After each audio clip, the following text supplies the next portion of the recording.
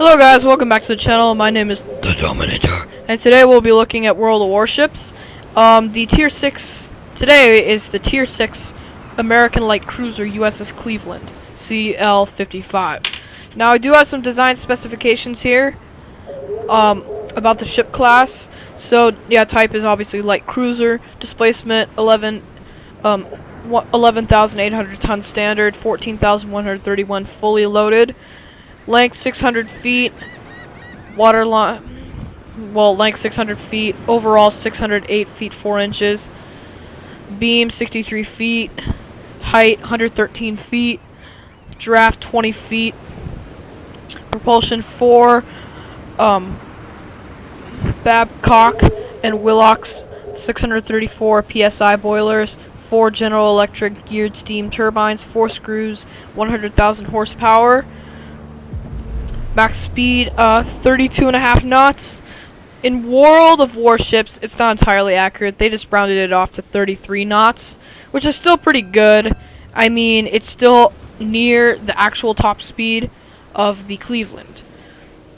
So range 14,500 nautical miles at 15 knots. Complement 1255 crew. Total officers 70, 1,115 enlisted men.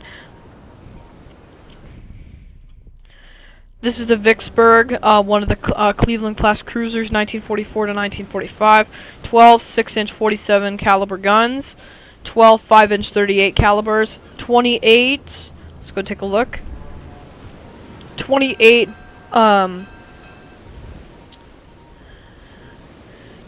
40 millimeter Bofors. 4 4x4s, 6 doubles, and 10 20 millimeter Oerlikons. Now that's pretty accurate, because the Oerlikons on the Cleveland is 13, and then 6 doubles, but it doesn't have the quadruples. It has just the doubles, but that's all right. And then it has the destroyer. Then it has the 5-inch guns that the gearing does. This is what the gearing's turrets look like, sort of. So that's just some design specifications. Now we're gonna go into armor and armor. So let's go to survivability. Yeah, this is the ship, Cleveland.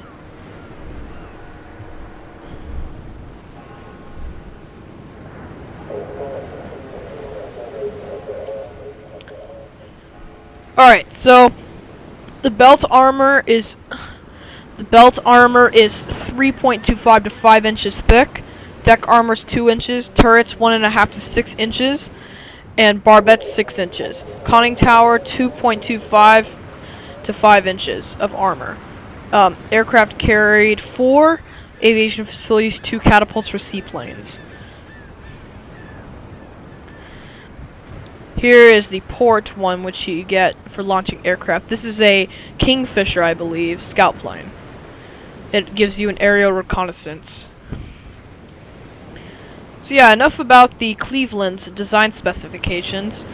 Now it is time... Well, let's talk about the artillery first. So, artillery is 6 Mark... What is the mark? Well, it doesn't say, but it's 6... hold on. Okay, so this is the 152 millimeter. This one right here. These are the 152 millimeter 47 caliber Mark 16 6-inch guns. There are 3 per turret, so there's a total of 4 turrets.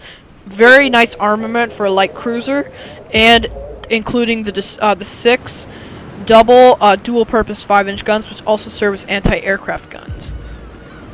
Let's go take a look at them more. Okay, main battery. Okay, so rate of fire, very impressive. 7.5 rounds per minute. 180-degree turn time is 32.7 seconds. Maximum dispersion, 134 meters. High explosive shell is 152 millimeter HE/HC Mark 34. Maximum HE damage, 2,300. Chance of fire is 12%.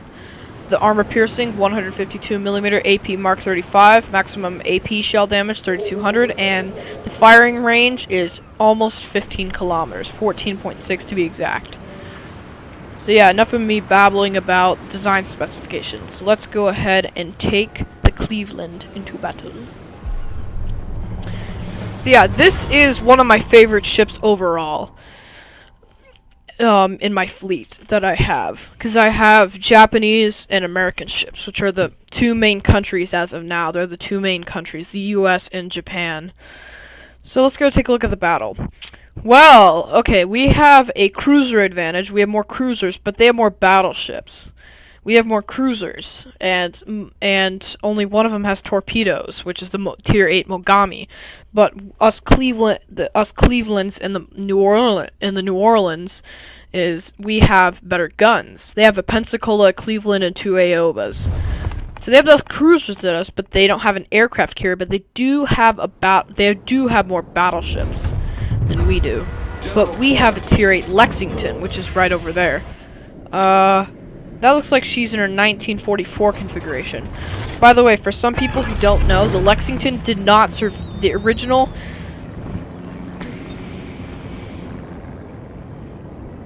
Anyway, so for the Lexington, it was for the Lexington, she only made it to the Battle of the Coral Sea, where she was eventually sunk.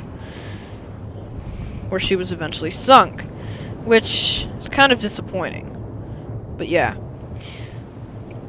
So that if she's fully upgraded, then that would be the Saratoga in her 1944 configuration. So yeah. Now if you saw that screenshot, what that said screenshot save, that's basically me taking a photo of the ship to use as a custom thumbnail. I'll figure out the photos later. So anyway, let's go ahead and grab just one more photo. Okay, so a video when I was trying to make it before, for a second I forgot which key the take a screenshot button was, and then I accidentally pressed F8, which is my recording and start recording and stop recording key, and I got so mad at myself, so I had to cool down for a few hours, but I'm okay now, so I'm good. As you can see, we're firing on one of the Aobas. They have less combat capability than we do, however they have 8-inch guns. I have 6-inch guns, but I have more armor. I have more armor and more combat capability, even though he has higher caliber. My rate of fire is so impressive. It's just, even though he has higher caliber, my rate of fire makes up for the fact that he has 8-inch guns, and I don't. I only have 6-inch. So there's a pretty big differential there. Now over there is the Tier 2 of those over there. Those are the Tier 9 American destroyers, the Fletchers. Now the torpedoes are okay. They're not the greatest in the world, and they're not the greatest in the world. Now I probably should have waited to use my damage control ability, because now I'm on fire again.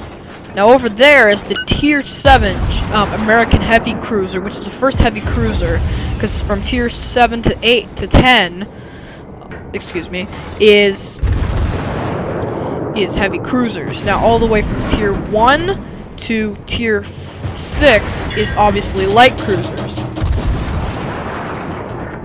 because they only have light armament, because they only have 6-inch guns. Well, some of them have 5, but they're mostly 6. Now this is, see? Now my rate of fire can make up for the fact that the Pensacola has better guns. However, I was taken out by that North Carolina and the Pensacola. However, the Pensacola doesn't have any armor at all. So I believe that the Pensacola should be placed at Tier 6 because it doesn't have any armor. Now we can take a look. Now I'll show you the Pensacola. I can show you. Let's go ahead and go to the Pensacola. Now let's go ahead and take a look. No. Now it doesn't have a lot of armor at all. It barely has any. barely has any armor. It's not very thick. Now this is the unupgraded version. Here is the upgraded version. It adds more anti-aircraft guns. Their effectiveness increases. So the main strength of the Pensacola is its maneuverability and its anti-aircraft guns. That's the main strength of the Pensacola. However, it barely has any armor. It has virtually no armor at all. It kind of makes me sad. I'm kind of looking forward to getting the Pensacola, but at the same time I'm not, because I know of its lack of armor. Because I know it doesn't have any armor. So you're very much as a support ship as the Pensacola, basically an anti-aircraft escort cruiser. However, once you get to Tier 8, you're not an escort cruiser anymore. The New Orleans is a very good ship. It suits a standalone unit, but the Pensacola is not a very good standalone unit. Standing alone, the Pensacola is not an ideal ship to go out alone. Now, if it has a few destroyers and maybe a couple other Pensacola's, maybe with the Cleveland, now that would be a successful battle unit. But on its own, the Pensacola is a very easy target, especially for firing high explosive shells, because it doesn't have any armor. So I strongly recommend, do not fire, even if you're in a destroyer, do not fire armor piercing shells at a Pensacola, because it doesn't have any armor. So you can do over penetrates, and it does very low damage. Well, if you want to do effective damage against the Pensacola, you better use high explosive. So let's go and take a look at some artillery specifications. Now, its default range is pretty close to the Cleveland's, only 0.4 kilometers less. It had in the 1942 configuration, which is the stock version, you get the 203mm 50 caliber Mark 14 modification 2 203mm guns, which equals to about 7.99. Which equals 7.99-inch guns. However, they've been rounded off to 8-inch guns, which are considered heavy cruiser. So they've been rounded off in calculations. Now, you can upgrade the guns. You can upgrade the guns and the fire control systems. Now, when you upgrade the fire control systems, the range increases to 15.7 kilometers, which is farther than the Cleveland's range. So yeah, and then the gun turrets change. They change. So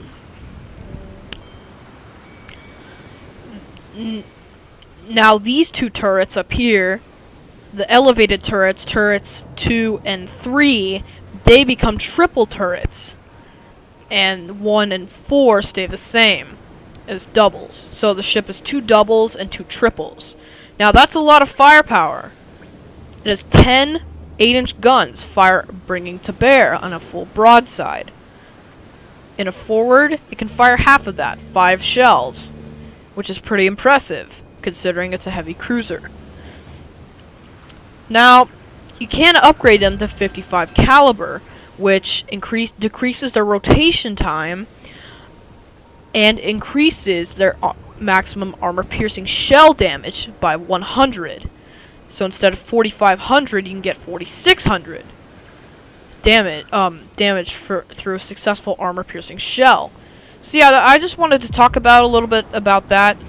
I am slightly looking forward to receiving the Pensacola, but at the same time, I'm also not, because of some design specifications we discussed.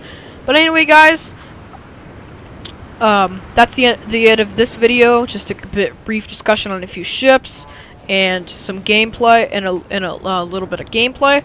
But anyway, guys, I will see you. I hope you enjoyed this video. I surely enjoyed recording it for you guys. So please like, comment, subscribe, and can we shoot for 25 likes? I would really appreciate that. Also, I'm at 9 subscribers, so if we could hit 10 subscribers, that would mean a lot to me because I only started 5 months ago.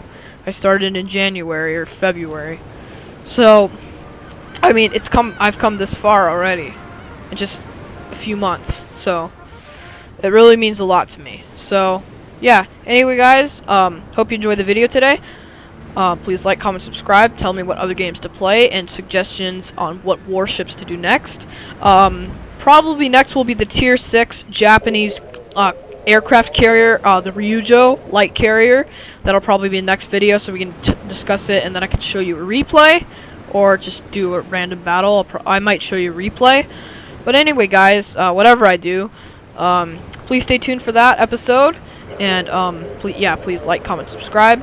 And I will see you sailors sometime on the ocean battlefields of World of Warships.